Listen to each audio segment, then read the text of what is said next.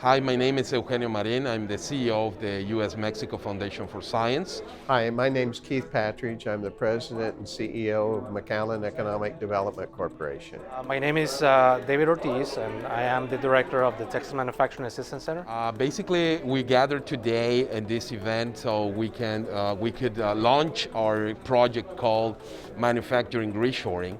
And this project is intended to address targeting around 400 manufacturing operations in the South Texas border region, along with 150 companies in the Mexico side.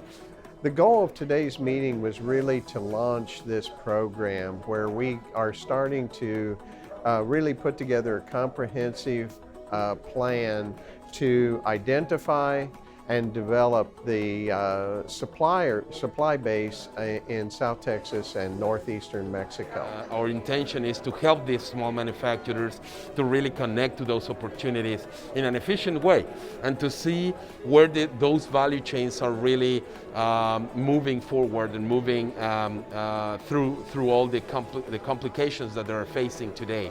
With this program, we will identify skill gaps that we maybe need to work with the university and our community college in solving, but also we will be working with identifying the supply gaps where we are finding those areas that we don't have either a supplier for a particular type of process or our product, or that we don't have enough of a supplier or a product. Our goal with this meeting of the manufacturing reshoring presentation is to get more and more manufacturing companies on board to be able to provide information as to what capabilities we have here in the Valley and what do we need to build to strengthen our economy and job creation process here. Today's kickoff meeting, we look forward to work with you to learn more about your company and the processes you have. We really appreciate your time and look forward to working with you in the future.